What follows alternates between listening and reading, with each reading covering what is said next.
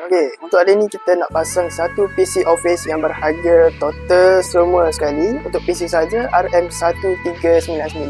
So korang boleh tengok dekat sini, kita ada package PC Office 1.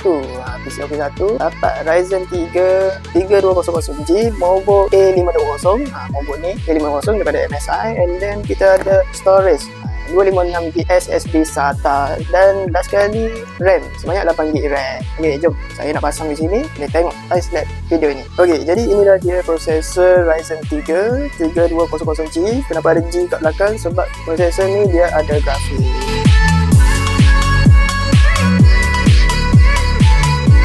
Okey, jadi untuk package PC Office ni kita guna casing daripada S5 BX Mini 3. So casing ni memang sangat ringan lah. Nak buat PC Office standard sahaja memang sangat ringan. And then dia bagi power supply sebanyak 500 watt. Siap sekali lupa in kat dalam Okay, kat dalam ni dia bagi macam-macam lah. Screw dia punya speaker apa semua. And then kabel sekali dan kabel lah.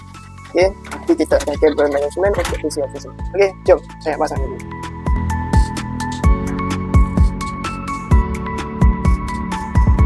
Ok, next kita akan pasang motherboard dengan CPU dia sekali.